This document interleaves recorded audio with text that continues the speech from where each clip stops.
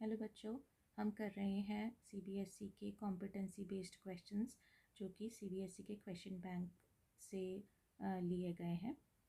तो पिछली वीडियो में हमने केस स्टडी 1 की थी। इस वीडियो में हम करेंगे case study 2 chapter 1 real numbers या वास्तविक संख्याओं से।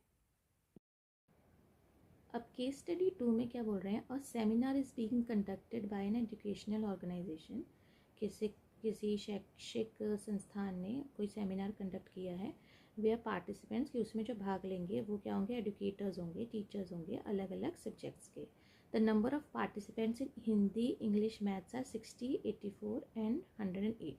तो हिंदी के कितने टीचर्स हैं वहाँ पे 60, इंग्लिश के कितने टीचर्स हैं 84 और मैथ्स के कितने टीचर हैं 108। ठीक है, और इससे रिलेटेड आपको एक पिक्चर भी दी गई है। ठीक है, अब ये जो है आपका केस बन जाता है, आपका कॉन्टेक्स्ट बन जाता है। अब इसके बेस पर आपको जो है वो क्वेश्चंस आगे के सॉल्व करने। ठीक है, अब क्या क्वेश्चंस हैं वो देखते हैं। इन ईच रूम, हर रूम में same number of participants are to be seated. Equal number of participants हमें बिठाने हैं सेम सब्जेक्ट के। तो मैक्सिमम नंबर ऑफ पार्टिसिपेंट्स एक ग्रुप में कितने आ सकते हैं। ठीक है, तो जब मैक्सिमम हो गए तो हमें क्या निकालना है, हमारा HCF। तो इसको प्राइम फैक्टराइजेशन हम अलग अलग भी कर सकते हैं। अब कौन से 3 नंबर के लिए आपको याद होगा, उन्होंने पार्टिसिपेंट्स बताए थे। तो हिंदी के कितने बताए थे उन्होंने 60 एडुकेटर्स, इंग्लिश के कितने बताए थे 84 और मैथ्स के 108। ठीक है, तो अब HCF जो है इन्हीं 3 नंबर्स का आपको निकालना है। तो या तो आप अलग इन तीनों का अलग अलग प्राइम फैक्टराइजेशन करके हाईएस्ट पावर लोएस्ट पावर देख सकते हैं। ठीक है, एक तो वो मेथड है जो मैंने पिछले क्वेश्चन में किया था, या फिर आप इन तीनों को भी एक साथ कर सकते हैं। ठीक है, 60, 84 एंड 108। तो सबसे पहले 2 से जाएगा, 2 सबको डिवाइड कर देगा। ठीक है, फिर दोबारा ये 2 से चला जाएगा।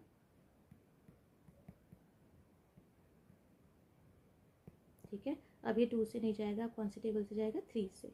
ठीक है, तो 3 5 आर 7 9। ठीक है, अब इसके बाद जो है कोई भी ऐसा नंबर नहीं है जो इन तीनों को डिवाइड करे। तो जब हम HCF बोलते हैं तो वो जो हमारे कॉमन फैक्टर्स है वो उन्हीं का ही प्रोडक्ट होता है, उन्हीं का ही गुणनफल होता है। ठीक है, अब अगर इसको हम आगे 5 7 और 3 इंटू 3 से और कर दे तो वो हमारा LCM बन जाएगा।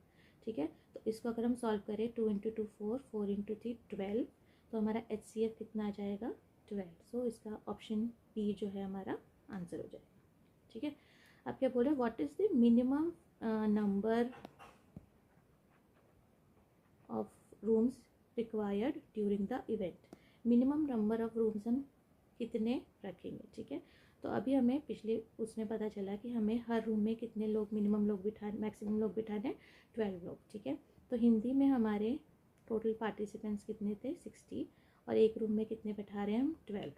ठीक है, तो जब हम इसको डिवाइड करेंगे 12 5 आर 60। ठीक है, तो हमारा कितने आ जाएंगे 5। ठीक है, ऐसे ही हमारे इंग्लिश में टोटल पार्टिसिपेंट्स है 84 और एक रूम में हम कितने बैठा रहे हैं 12। ठीक है, तो इसको जब हम डिवाइड करेंगे तो कितने आ जाएंगे 7 रूम्स। ठीक है, ऐसे ही हमारे मैथ्स में टोटल पार्टिसिपेंट्स कितने 108 और एक रूम में हम कितने बिठा रहे हैं 12। तो इसको जब हम कैंसिल करेंगे तो हमारे कितने आ जाएंगे 9 रूम्स। ठीक है, तो टोटल रूम्स पूछे हैं तो हम कितना करेंगे 5 + 7 + 9 which is equal to 21 rooms. तो इसका आंसर क्या हो जाएगा D 21। ठीक है, अब LCM पूछा है 60 84 108। तो हमने अभी पीछे किया था HCF, तो हमारा 12 आ गया था। उसके बाद कौन से नंबर बचे थे हमारे 5 7 एंड 9 विच इज़ 3 इंटू 3। तो ठीक है, तो 12 को अगर हम इनसे इंटू कर दें तो ये 12 इंटू 5 60, 7 9 का 63, 60 का 18, 3780। ठीक है, तो ये हमारा कौन सा ऑप्शन है, ऑप्शन ए। तो हमारा LCM क्या हो जाएगा 60 84 and 108। The product of HCF and LCM पूछ रहे हैं। HCF हमारा निकला था 12। ठीक है, और LCM हमारा अभी निकला है कितना 3780। इन दोनों को अगर आप मल्टीप्लाई करोगे तो आपका आंसर निकलेगा 45360 which is your option number D. ठीक है, 108 can be expressed as a product of its prime. तो इसको कर लीजिए आप, 2 5